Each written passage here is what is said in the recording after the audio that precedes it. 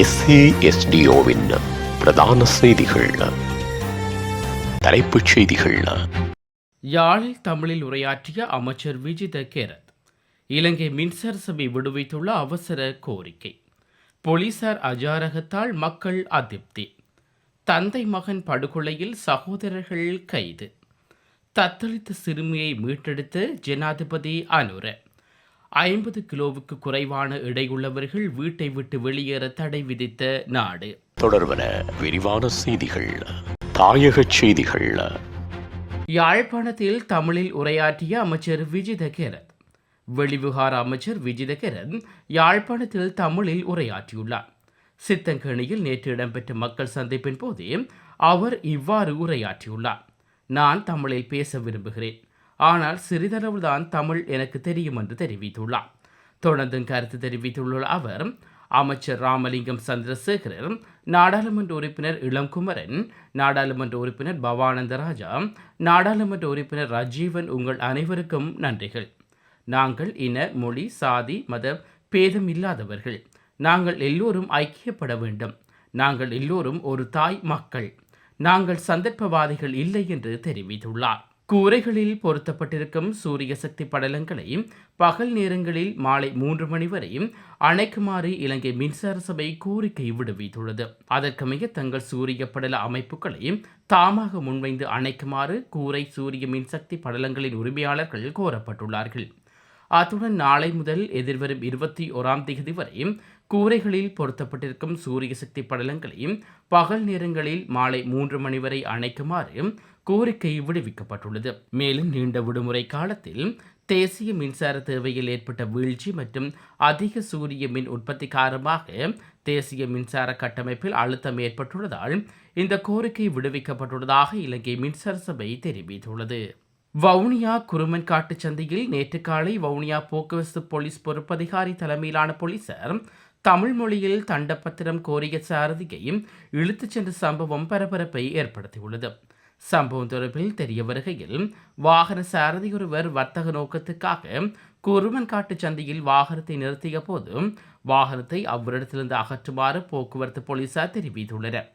வர்த்தக நிலையத்திற்கு பொருட்களை இறக்குவதனால் சிறிது நேரம் கால அவகாசம் தருமாறு வாகன சாரதி கோரிய நிலையில் போக்குவரத்து போலீசார் வாகனத்தின் திறப்பினை எடுத்துச் சென்றுள்ளார்கள். இதன்போது வாகனத்தினை நிறுத்த தடை செய்யப்பட்ட இடத்தில் வாகனத்தினை நிறுத்தியமை என சிங்கள மொழியில் போலீசார் தண்டப்பத்திரம் வழங்கியுள்ளார்கள்.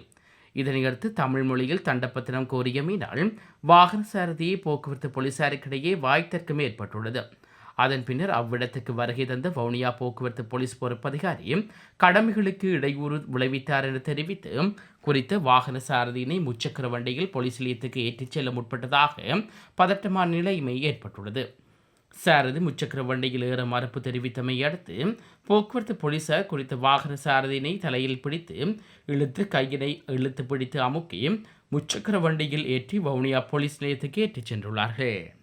நொச்சியாகம யாக 17 பகுதியில் தந்தையும் மகனும் கூறிய ஆயுதத்தால் தாக்கப்பட்டு படுகொலை செய்யப்பட்டுள்ளார்கள். இந்த இரட்டை கொலை தொடர்பில் சந்தேகத்தின் பேரில் 2 பேர் கைது செய்யப்பட்டுள்ளார்கள். கொலை நடந்த இடத்தை போலீசார் மோப்ப நாய்களை பயன்படுத்தி சோதனை செய்து கொண்டிருந்த போது போலீஸ் மோப்ப நாய்கள் சம்பந்தப்பட்ட சந்தேக நபர்களின் வீட்டை நோக்கி ஓடியுள்ளது. முன்பு இடம்பெற்ற கொலைக்கு பழிவாங்கும் நோக்கில் இந்த கொலை மேற்கொண்டிருக்கலாம் என போலீசார் சந்தேகிக்கின்றார்கள். கொலை செய்யப்பட்ட இருவரும் கைது செய்யப்பட்ட 2 இளைஞர்களின் தந்தையை கொன்றுள்ளதாகவும் இது அதற்கு பழிவாங்கு நடவடிக்கையாக இடம்பெற்றுள்ளதாகவும் தெரிய வருகிறது. சம்பவம் தொடர்பான மேலதிக விசாரணைகளை ராஜாங்கனை போலீசார் மேற்கொண்டு வருகின்றனர். மக்கள் சந்திப்பொன்றின் போது சன நெரிசலில் சிக்கியிருந்த சிறுமியொருவரை ஜனாதிபதி அன்றுகுமார் திசாநாயக்க தானாக முன்வந்து மீட்டுள்ளார். சம்பாந்துறையில் நடைபெற்ற தேசிய மக்கள் சக்தி பேரணியின் போது குறித்த சம்பவம் இடம்பெற்றுள்ளது.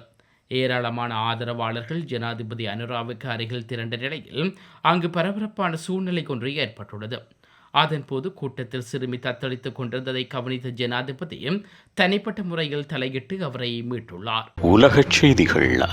50 கிலோவுக்கு குறைவான எடை கொண்டவர்கள் வீடுகளை விட்டு வெளியே வர தடை விதிக்கப்பட்டுள்ளது.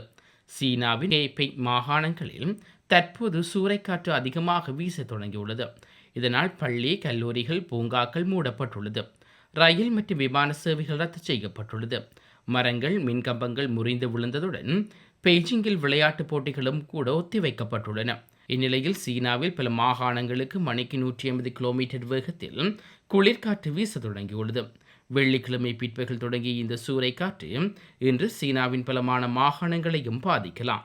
50 கிலோவுக்கும் குறைவான எடையுள்ள மக்கள் இந்த காற்றில் அடித்து செல்லப்படலாம். எனவே பொதுமக்கள் பாதுகாப்பாக இருக்க வேண்டும் என அறிவிக்கப்பட்டுள்ளது. தொடர்ந்தும் சூறைக்காற்றுக்கான செம்மஞ்சள் எச்சரிக்கையும் விடுவிக்கப்பட்டுள்ளது. மீண்டும் தலைப்புச் செய்திகள். யாழில் தமிழில் உரையாற்றிய அமைச்சர் விஜித கேரத் இலங்கை மின்சார சபை விடுவித்துள்ள அவசர கோரிக்கை. போலீசார் அஜாரகத்தால் மக்கள் அதிருப்தி. தந்தை மகன் படுகொலையில் சகோதரர்கள் கைது. தத்தளித்த சிறுமியை மீட்டெடுத்த ஜனாதிபதி அனுர. 50 கிலோவுக்கு குறைவான எடையுள்ளவர்கள் வீட்டை விட்டு வெளியேற தடை விதித்த நாடு.